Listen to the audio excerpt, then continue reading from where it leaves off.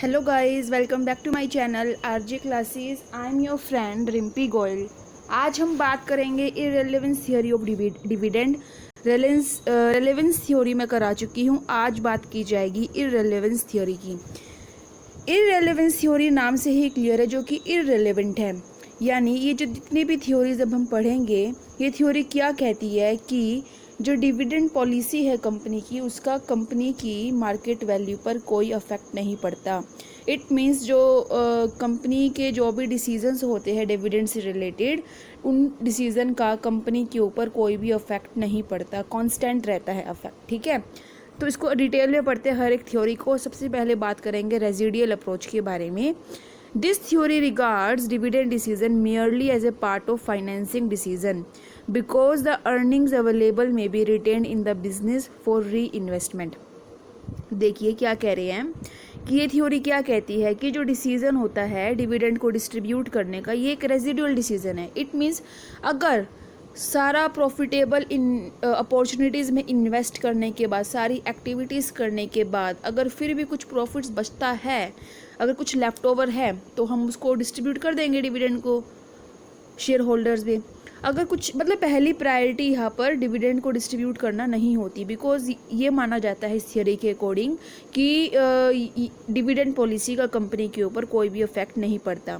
तो इसलिए यहाँ पर कहा गया है कि ये सिर्फ एक पार्ट है फाइनेंसिंग डिसीजन का। फाइनेंसिंग डिसीजन जब मैंने अनअकैडमी पे MCQ सीरीज़ कराई थी आपको, तो उसमें मैंने आपको 3 डिसीजंस कराए थे, financing decision, investment decision and मैंने आपको एक डिसीजन और कराया था, बिकॉज फ्रेंड कंपनी के अंदर 3 तरह के डिसीजंस होते हैं।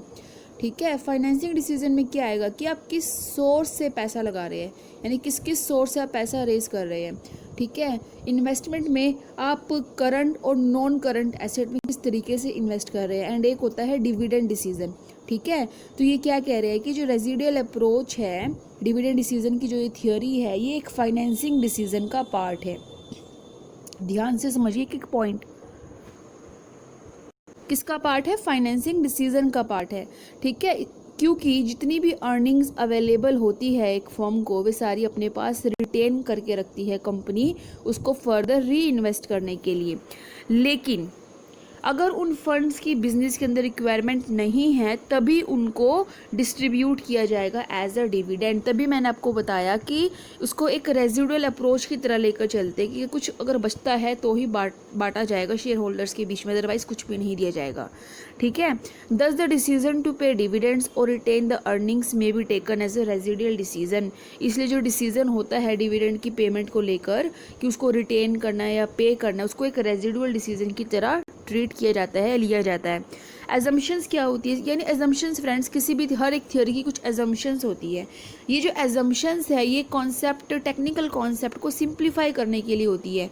ठीक है, कि जब आप कभी भी कोई भी थ्योरी पढ़े तो आपको इन एजम्पशंस को अपने माइंड में लेकर चलना है। ये चीज़ें कॉन्स्टेंट रहेगी, जो चेंज नहीं होगी। ये थियोरी क्या एज्यूम करती है, investor does not differentiate between dividends and retention by the firm, कि इन्वेस्टर किसी भी तरह का डिफरेंशिएशन नहीं करेंगे कंपनी को लेकर, चाहे कंपनी शेयर होल्डर्स में सारा डिस्ट्रीब्यूट कर दे, चाहे अपने पास रख ले। इन्वेस्टर उस चीज़ को लेकर डिफरेंशिएट नहीं करेंगे कि ऐसा क्यों कर रहे हैं। सो फ्रेंड्स, आई होप आपको ये जो रेजिडुअल अप्रोच का कॉन्सेप्ट है ये क्लियर हो गया। अब हम बात करेंगे MM अप्रोच की। ओके, वो हम बुक से करेंगे मोदिग्लानी एंड मिलर अप्रोच की, जो कि ये भी एक इररिलेवेंस थ्योरी है डिविडेंड की। इस कॉन्सेप्ट को आप कैपिटल स्ट्रक्चर के अंदर भी पढ़ेंगे। ठीक है, ये भी एक कैपिटल स्ट्रक्चर का अप्रोच है, जिसमें आपका net income approach, net operating income approach, traditional approach and Modigliani and Miller approach, ये 4 चीज़ें आपकी कैपिटल स्ट्रक्चर में रहेंगी। तो इससे नेक्स्ट टॉपिक वही करेंगे हम, कैपिटल स्ट्रक्चर का, जो कि 4 से 5 थियरीज़ हैं, इसको पढ़ेंगे। अभी हम फ्रेंड्स करने वाले मोदिग्लानी एंड मिलर हाइपोथेसिस और theory of इररिलेवेंस of dividends. Okay, so let's start. इसको हम लाइन बाय लाइन पढ़ेंगे, मोस्ट इम्पॉर्टेंट थियोरी है ये। देखिए, ये सबसे पहले इररिलेवेंस थ्योरी है। इसका मतलब ये भी मानती है कि अगर डिविडेंड डिसीजंस जो कंपनी के होते हैं, उसका कंपनी के ऊपर कोई इफेक्ट नहीं होता, यानी दोनों ही डिसीजन इंडिपेंडेंट डिसीजन है, एक दूसरे पर निर्भर नहीं है, डिपेंड नहीं करते, इसलिए किसी का भी इफेक्ट किसी पर नहीं पड़ेगा। चलिए पढ़ते हैं डिटेल में। The most prominent theory in support of irrelevance of dividends and the value of the firm is provided by Modigliani and Miller. ये कहते हैं कि जो फर्म की वैल्यू है और जो डिविडेंड है, दोनों ही डिसीजन इररिलेवेंट है, यानी डिविडेंड का डिसीजन कंपनी के ऊपर किसी भी तरह का अफेक्ट नहीं डालता। The crux of the hypothesis is that the dividend policy of a firm is passive decision which does not affect the value of a firm. ये एक क्रक्स में क्या कहा गया, कंक्लूजन में क्या कहा गया, एक हाइपोथेसिस क्या बनाई गई इस थ्योरी को लेकर कि जो डिविडेंड पॉलिसी है फर्म की वो एक पैसिव डिसीजन है। पैसिव मतलब जो एक्टिव नहीं है, जिसका कोई पार्टिसिपेशन नहीं है, जिसका कोई इम्पोर्टेंस है, जिसका कोई रोल, मतलब जो एक इम्पोर्टेंट रोल प्ले नहीं कर रहा डिसीजन फॉर्मेशन के अंदर। तो ये क्या कह रहा है कि जो फर्म का डिविडेंड पॉलिसी है वो एक पैसिव डिसीजन है कंपनी का, जो फर्म की वैल्यू पर किसी भी तरह का अफेक्ट नहीं डालता, किसी भी तरह का प्रभाव नहीं डालता। ये मोदी गिलानी मिलर कहता है। तो इसका मतलब जो डिविडेंड पॉलिसी है वे क्या है, रेजिडियल डिसीजन है, जो डिपेंड करता है, जो ये डिसीजन है डिविडेंड डिसीजन में एक रेजिडुअल डिसीजन है और जो डिपेंड करता है कि फर्म के पास कितनी इन्वेस्टमेंट अपॉर्चुनिटीज़ अवेलेबल है। फर्म के पास जितनी इन्वेस्टमेंट अपॉर्चुनिटीज़ अवेलेबल होगी वैसे ही ये जो डिसीजन होगा डिविडेंड से रिलेटेड फ्लक्चुएट होगा। ठीक है, अगर फर्म के पास सफिशिएंट इन्वेस्टमेंट अपॉर्चुनिटीज़ है तो कंपनी कोई भी डिविडेंड पे नहीं करेगी, सारा अपने पास रिटेन कर लेगी और उसको फाइनेंस कर देगी, उन अपॉर्चुनिटीज़ के अंदर पैसा लगा देगी। तभी कहा गया है कि रेजिडुअल डिसीजन का मतलब, रेजिडुअल हमने पढ़ा था रेजिडुअल अप्रोच में, वो एक पार्ट है फाइनेंसिंग डिसीजन का। हमने क्या पढ़ा, रेजिडुअल अप्रोच जो है वह है तो थियोरी डिविडेंड की, लेकिन वे पार्ट किसका है, फाइनेंसिंग डिसीजन का पार्ट है। मतलब उसको एक फाइनेंस, उसको मतलब एक मतलब जो डिसीजन होता है डिविडेंड से रिलेटेड, ये डिसीजन इस तरीके से लिया जाता है कि जो कंपनी के पास इन्वेस्टमेंट अपॉर्चुनिटीज़ होती है उनको किस तरीके से फाइनेंस किया जाए, और यही काम फाइनेंसिंग डिसीजन का होता है। आई होप आप पॉइंट पकड़ पा रहे हैं मेरा, जो मैं समझाना चाह रही हूँ आपको कि अगर डिविडेंड डिसीजन कंपनी का इररिलेवेंट है, इसका मतलब वो एक फाइनेंसिंग डिसीजन का पार्ट है, ना कि डिविडेंड डिसीजन का। डिसीजन 3 तरह के होते हैं, financing decision, investment decision and dividend decision. Okay, so there are 3 types of decision and जो residual approach है वो एक फाइनेंसिंग डिसीजन का पार्ट है, ना कि डिविडेंड डिसीजन का। थियोरी डिविडेंड की है नो डाउट, लेकिन पार्ट किसका है, फाइनेंसिंग डिसीजन का है। ओके, सो अब हम इसकी कुछ एजम्पशंस पढ़ेंगे। परफेक्ट कैपिटल मार्केट, जो ये फर्म है परफेक्ट कैपिटल मार्केट में ऑपरेट करती है। परफेक्ट कैपिटल मार्केट वो मार्केट होती है जिसमें इन्वेस्टर्स बहुत रैशनली बिहेव करते हैं, समझदारी से बिहेव करते हैं। सभी इन्वेस्टर्स के पास सारी इन्फॉर्मेशन अवेलेबल होती है, कोई ट्रांजैक्शन या फ्लोटेशन कॉस्ट नहीं होती। ठीक है, इन्वेस्टर इतने इनफ होते हैं कि वे सिक्योरिटीज़ के मार्केट प्राइस पर अपना इन्फ्लुएंस डाल सकें, कोई टैक्सेस नहीं होते, एक फिक्स्ड इन्वेस्टमेंट पॉलिसी है जो चेंज नहीं होती। यानी it means that the risk complexion of the firm will not change due to new investment out of retained earnings. देखिए क्या कह रहे हैं यहाँ पे, एक एक पॉइंट को पकड़ना है कि जो फिक्स्ड इन्वेस्टमेंट पॉलिसी है वो चेंज नहीं होती। अगर इन्वेस्टमेंट पॉलिसी चेंज नहीं हो रहा तो इसका मतलब रिस्क में भी कोई चेंज नहीं आ रहा। ठीक है, बिकॉज जो भी अगर कंपनी नई इन्वेस्टमेंट करेगी वो रिटेन्ड अर्निंग से करेगी, ना कि किसी दूसरे सोर्स से। हमने 2 सोर्सेज पढ़े, इंटरनल एक्सटर्नल। इंटरनल में आपका रिटेन्ड अर्निंग्स आता है, कंपनी ने कोई एक्सटर्नल सोर्सेज का यूज़ नहीं किया, किसी बैंक से लोन नहीं उठाया, तो यानी कंपनी कोई नया रिस्क लेकर चल ही नहीं रही। अगर कंपनी किसी नई इन्वेस्टमेंट में पैसा लगाती है दैट्स मीन्स, इससे आप क्या समझे, इससे ये समझ में आया कि फिक्स्ड इन्वेस्टमेंट पॉलिसी होती है और फर्म सारा का सारा नए इन्वेस्टमेंट में पैसा रिटेन्ड अर्निंग से लगाती है। ओके, नेक्स्ट हम बात करेंगे certainty of earnings. Earnings future profits को लेकर पूरी सर्टेनिटी होती है, यानी हमको पता है कि इनको कितना प्रॉफिट होने वाला है, उसके बारे में एग्जैक्ट सर्टेन होते हैं वे। यानी इन्वेस्टर्स जितने एबल होते हैं कि वे शेयर फ्यूचर के शेयर प्राइसेस को इजीली फोरकास्ट कर सकते हैं और डिविडेंड्स को भी इसके अकॉर्डिंग फोरकास्ट कर सकते हैं। लेकिन बाद में इस एजम्पशन को एमएम ने ड्रॉप कर दिया। ओके, अब लॉजिक क्या है एमएम थियोरी के पीछे, देखिए एमएम क्या क्लेम करते हैं कि जो फर्म की वैल्यू है वो डिपेंड करती है उसकी अर्निंग पर, ना कि डिविडेंड पर। कि ये कहता है कि फर्म की अर्निंग्स अच्छी हो रही है, इसका मतलब फर्म की वैल्यू उससे इंक्रीज होगी, ना कि डिविडेंड डिसीजन का फर्म के ऊपर कोई अफेक्ट पड़ता है। ठीक है, एंड जो MM अप्रोच एक बात और कहता है कि जो शेयर होल्डर्स होते हैं उनका एटीट्यूड भी डिविडेंड और डिसीजन को लेकर भी इनडिफरेंट होता है, ठीक है। तो हम एक सिचुएशन एज्यूम करते हैं कि एक एडिक्वेट इन्वेस्टमेंट अपॉर्चुनिटी कंपनी के पास है। तो कंपनी के पास दो ऑप्शन हैं उस इन्वेस्टमेंट अपॉर्चुनिटी को लेकर, या तो फर्म सारी की सारी अर्निंग अपने पास रिटेन करके रख ले उस इन्वेस्टमेंट को फाइनेंस करने के लिए, या फर्म उसको डिस्ट्रीब्यूट कर दे अर्निंग्स को शेयर होल्डर्स को एज ए डिविडेंड, और उतना ही अमाउंट नए शेयर्स को इशू करके मतलब जितना अमाउंट डिस्ट्रीब्यूट किया है शेयर होल्डर्स को उतना ही इक्वल अमाउंट के शेयर्स इशू कर दे। जब शेयर्स इशू करेगी कंपनी के पास पैसा आएगा थ्रू शेयर्स, और कंपनी उस पैसे को उस नई इन्वेस्टमेंट अपॉर्चुनिटी के अंदर लगा दे। I hope this point is clear now. Okay, अब हम नेक्स्ट पे मूव करेंगे। फ्रेंड, जब मैं आपको कुछ कराती हूँ चीज़ें, कुछ भी टॉपिक्स कराती हूँ, तो आप प्लीज़ अपना नोटबुक और पेन साथ लेकर बैठिए, ठीक है। और जहाँ भी कोई डाउट हो टिक कर लीजिए या अपने कॉपी में एक तरह का नोट बना लीजिए, और आप मुझसे बाद में कमेंट में या मुझसे टेलीग्राम पर पूछ सकते हैं, ठीक है। If the firm selects the first, because friends मैं लाइव वीडियो नहीं ला रही कि आपकी मैं साइमल्टेनियसली क्यूरी सॉल्व कर पाऊँ, बिकॉज जब मैंने पूछा था आप सभी से, आपने कहा था कि मैम रिकॉर्डेड वीडियोस ज़्यादा प्रेफरेबल है, बिकॉज जब भी हम फ्री हम देख सकते हैं रिकॉर्डेड वीडियोस। दैट्स वाई मैं रिकॉर्डेड वीडियोस लेकर आ रही हूँ। सो आप प्लीज़ अपने डाउट्स को अपने नोटबुक में नोट करके मुझसे कभी भी आप कमेंट में पूछ सकते हैं, टेलीग्राम पर भी। If the firm selects the first alternative, अगर फर्म पहला ऑप्शन सेलेक्ट करती है, यानी सारा का सारा अपने पास रिटेन कर लेती है डिविडेंड को, तो कोई डिविडेंड पे नहीं करना पड़ेगा, सीधी सी बात है।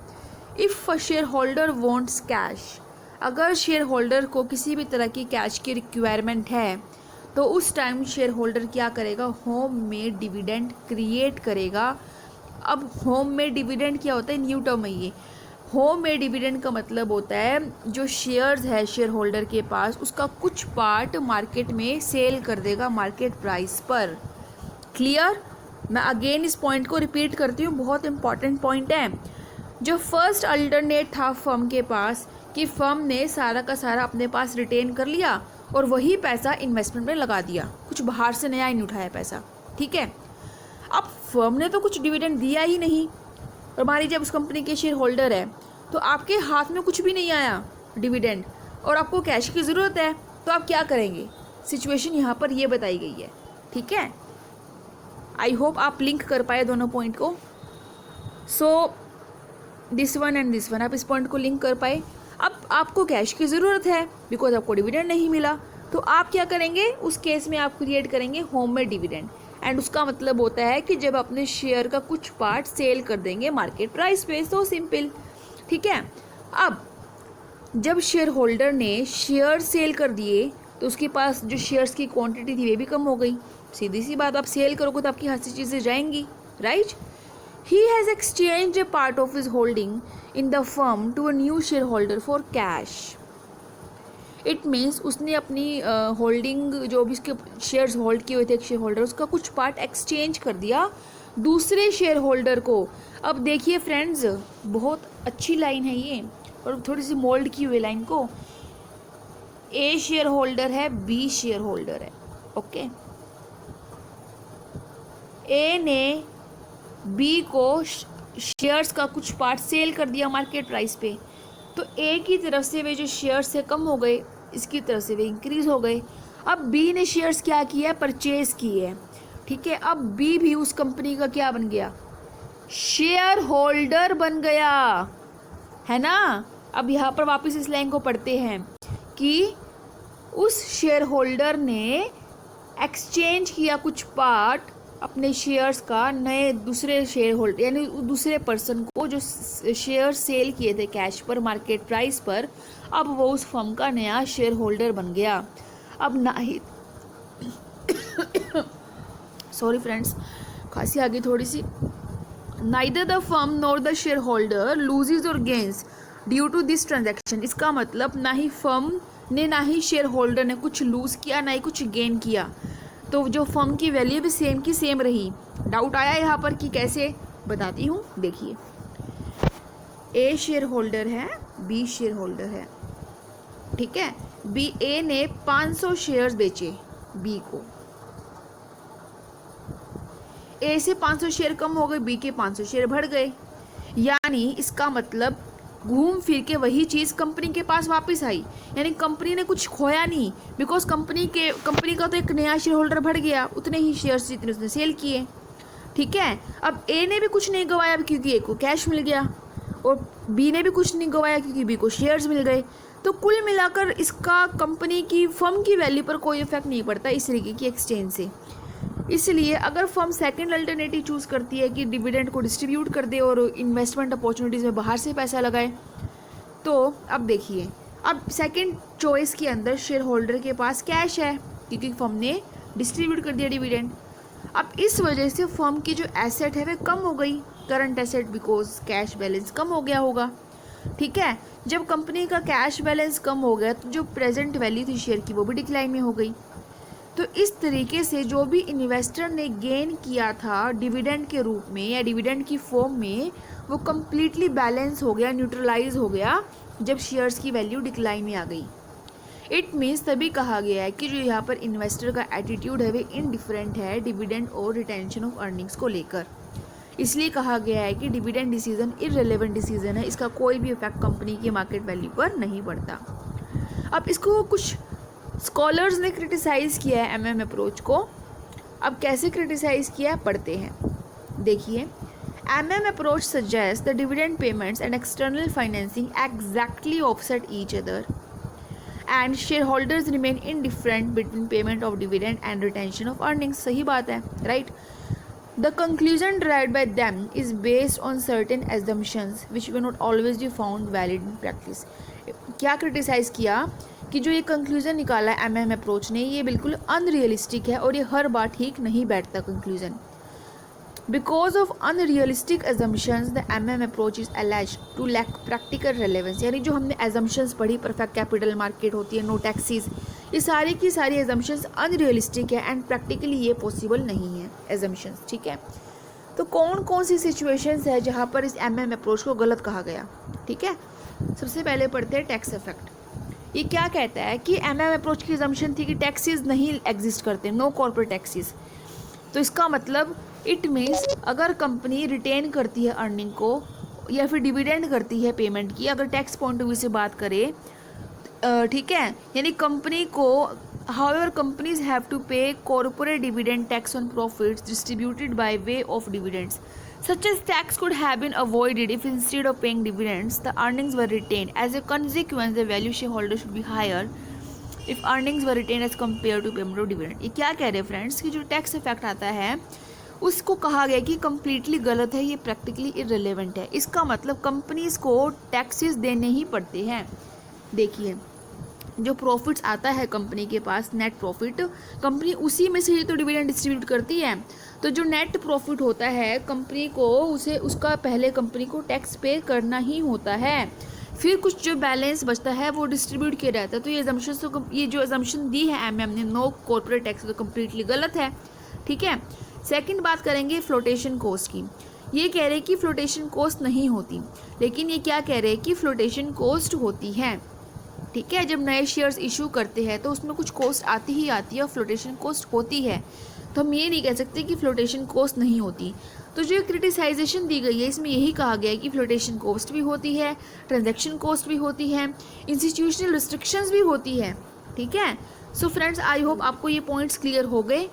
बिकॉज जो एजम्पशंस हमने पढ़ी थी MM की, वे सारी यहाँ पर अपोजिट हो जाती है। ठीक है, तो अगर आपको कोई डाउट है या फिर आपको ये पॉइंट समझने हैं तो आप मुझे बता सकते हैं, मैं आपको ये पॉइंट्स करा दूंगी। ठीक है, बट जहाँ तक मैंने आपको कराया वो मोस्ट इम्पॉर्टेंट है। तो अगर आपको आज का ये वीडियो अच्छा लगा तो वीडियो को लाइक ज़रूर कीजिएगा। ठीक है, ये लास्ट पॉइंट नया है थोड़ा सा, sale of new shares at lower prices. MM ने ज्यूम किया कि अगर आपको डिविडेंड रिप्लेस करना है तो क्या करेगा शेयर होल्डर, कुछ शेयर सेल कर देगा करंट मार्केट प्राइस पे, लेकिन ये एजम्पशन भी वैलिड नहीं है। देखिए, since the shares would have to be offer to new investor at a price below the current the market price. ये क्या कह रहे हैं कि अगर कोई शेयर किसी नए इन्वेस्टर को दिया जाएगा तो उसको मार्केट प्राइस से कम प्राइस पे बेचा जाएगा। ठीक है, तो इसका मतलब उसे काफ़ी ज़्यादा शेयर सेल करने पड़ेंगे उस डिविडेंड के बदले में, यानी जितना डिविडेंड उसको मिलना था उतना डिविडेंड का अमाउंट शेयर्स के थ्रू रिसीव करने के लिए उससे ज़्यादा शेयर्स सेल करने होंगे। तो इसलिए कहा गया है कि जो वो पॉइंट था कि शेयर होल्डर्स अपना शेयर का कुछ पोर्शन सेल कर देते हैं और वहाँ से पेमेंट ले लेते हैं जब उनको कैश की ज़रूरत होती है, तो ये पॉइंट भी बिल्कुल गलत था, क्योंकि कभी भी करंट मार्केट प्राइस पे वे सेल नहीं करते, वे उससे बिलो में सेल करते हैं नए इन्वेस्टर्स को। ओके, सो अगर आपको ये वीडियो अच्छा लगा तो अपना लाइक ज़रूर दीजिएगा, सब्सक्राइब ज़रूर दीजिएगा। एंड हमारा डिविडेंड का पूरा टॉपिक कंप्लीट हो गया है, मैंने आपको कंप्लीट ओवरव्यू दे दिया है। ये लास्ट लेक्चर था हमारा डिविडेंड का। तो हम मिलेंगे नए वीडियो के साथ। Till then take care, thank you, bye bye.